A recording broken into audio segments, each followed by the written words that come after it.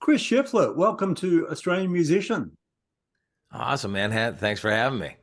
Hey, it won't be long before you guys, the Foo Fighters, are down here in Australia in December. You're also playing a couple of solo shows in Melbourne and Sydney, um, Yeah. as well as a chance to promote your new album with these solo shows. I guess it's a nice little diversion from the Foo Fighters set list. Does it help keep touring fresh for you by doing these shows? Um, yeah, I mean it's like doing acoustic solo shows is so different, you know. I mean obviously it's very different than like big Foo shows, Yeah. but it's even very different than my normal solo shows where I'm playing with my band and the songs are like more fleshed out. So it's those acoustic shows you're really kind of in it with the crowd, you know, in a different way. You know, it's like people are just right there, and you're kind of like, you know, I don't know, you're sort of riding the energy of the room in a different way than you do when you got the full. Like when you're with your band, you can kind of drown out what's happening in the room, but when you're just you and an acoustic guitar, it's like people are clinking glasses and you know like heckling you, and like it's all just kind of happening, you know. It's the crowd is like there's less of a barrier. Yeah. So you don't break out any pedals at all. It's just straight acoustic into the system. Yeah, it's just gonna be just me and an acoustic guitar. Yeah, I gotta say, which I love. You know, it's something I haven't done a lot of lately, but it is a dynamic that I really enjoy, and I like having to strip the songs back, and it really makes you sort of have to figure out like what does what what do I need to play here to make this song work? You know, as opposed to having like all the bells and whistles. Yeah. So were all the songs on Lost at Sea, were they written on acoustic? Um, Probably most of them. Yeah, I think so. Yeah. I mean, it all kind of starts. Usually, a lot of my song ideas start just me noodling on an acoustic. Even I'll just be like watching TV and watching the news or something. I'm just kind of noodling, and I'll go, "Oh, hold on, what was that?" And then I'll pick up my phone and record it, and that becomes a song. You know. Yeah. So what is your main acoustic that you're using? And is there any sentimental story behind how you acquired it? Ooh, my main acoustic that I'm using these days, I always travel with my Fender Acoustasonic, which is that crazy, like it looks like a Telecaster, but it's an acoustic. That is like the best travel guitar ever. But for recording, I have a 65 Country Western that I've recorded with a lot, and it's just a beautiful sounding acoustic. I have a pre-war, like it's like a Martin, but it's this company pre-war. That's amazing. And I think, well, I know I sent down with our gear to Australia my Gibson J200 for those acoustic shows. I've been playing that one a lot lately too. Big old jumbo. Yeah. Well, I hope it arrives safely. Fingers crossed. You never know with a guitar of any kind, but especially with an acoustic, you know. Did you use many guitars on Lost at Sea? You know what's funny, man? I have this butterscotch Telecaster that I bought out in Nashville years ago, and it's been kind of my main Telecaster for a long time. And I was flying out to Nashville to record the record, and I went out there a few different times, and use that one. I would just bring that and a couple of pedals and then whatever amps Jaron brought down to the session.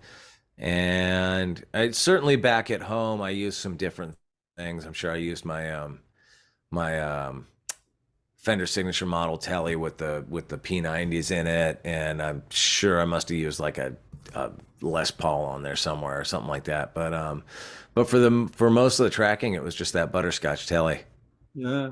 I saw the video you did with that pedal show about 6 months ago. Are Oh yeah. you the kind of guy who once the board is set up, you're happy with that for a big amount of time, or do you tend to do? No. Much to my guitar tech's chagrin, no. I'm okay, buddy. Love you, buddy. Sorry, my son was just leaving. Cool. Um, no, I am a I I'm a I tinker a lot. As a matter of fact, I at the beginning of this Foo Fighter tour, I got a whole new setup with an RJM switcher and all this stuff. And I was just thinking about it the other day. Like, I was like, there's at least 3 pedals in there that I'm not using that I could switch out for other stuff. So it's about that time. Yeah. Yeah. So the solo stuff that you do is very much country rock tinged. When did you Yeah. who were the country rock influences?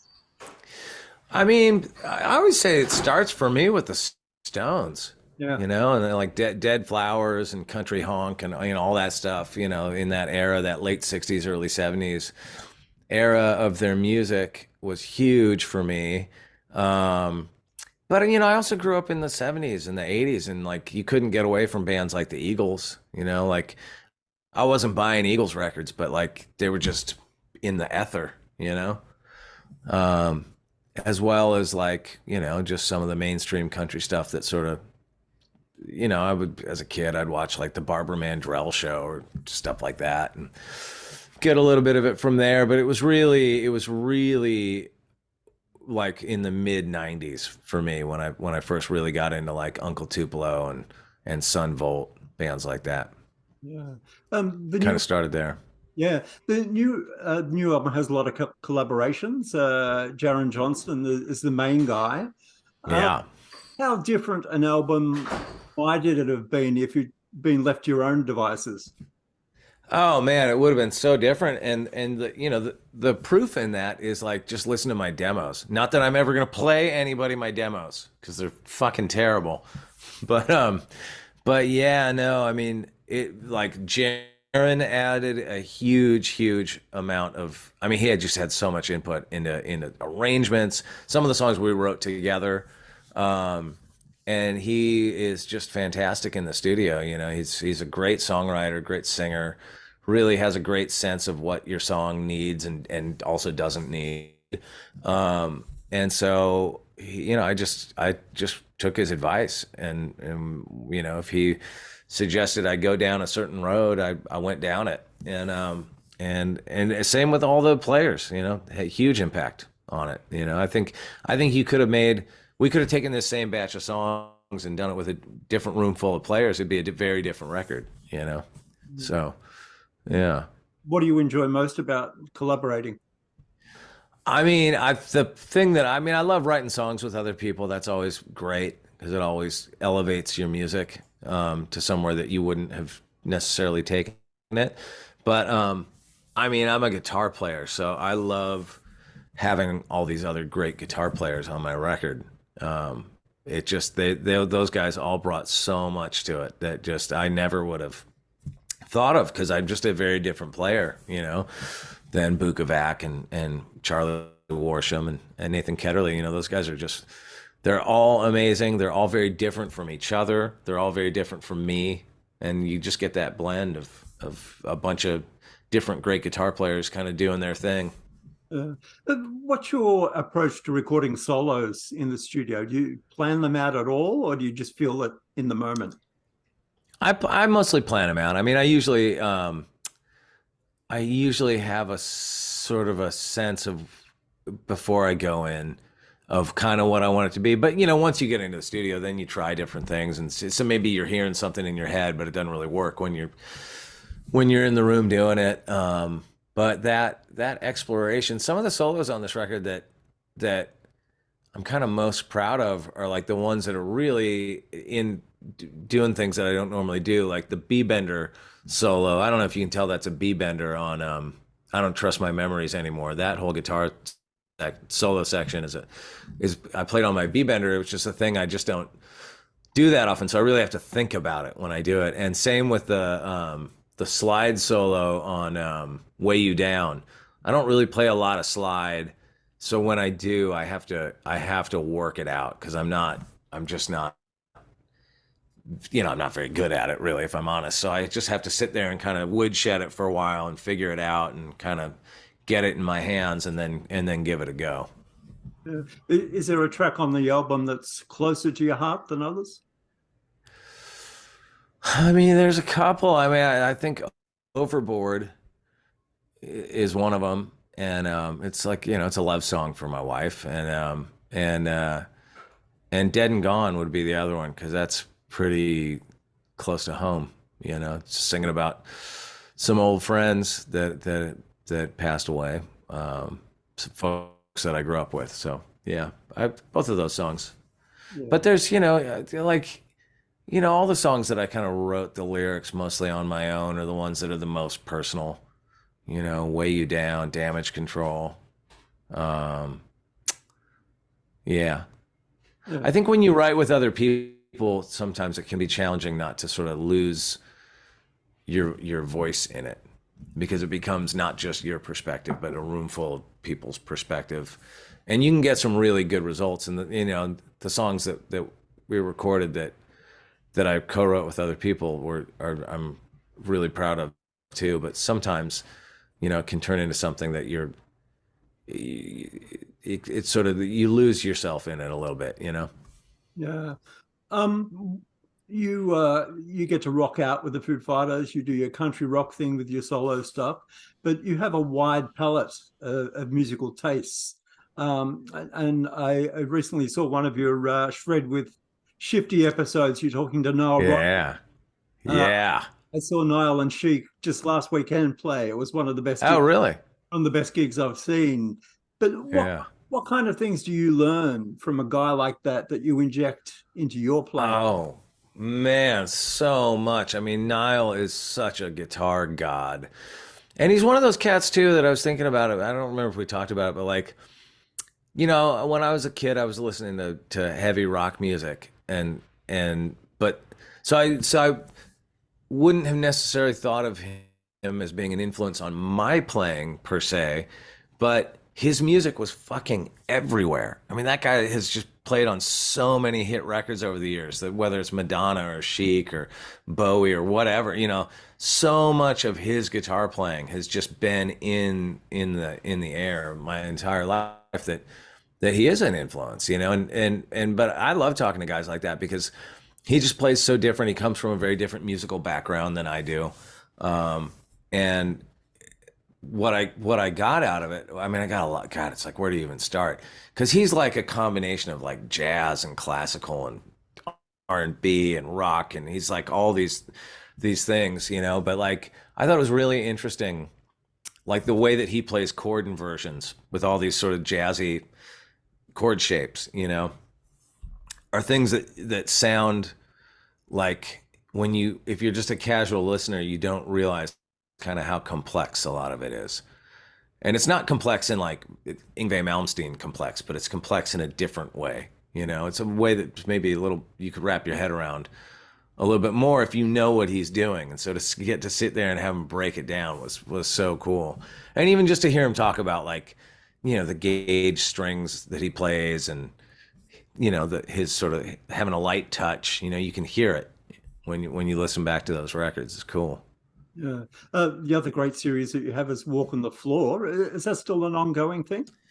Not right now, because I've been like, this new one, Shred With Shifty, takes up a lot of time. And we're sort of working our way through the first season. So at some point I might bring Walk on the Floor back. But right now I just don't really have time to do both. Yeah. I love the Mike Campbell episode.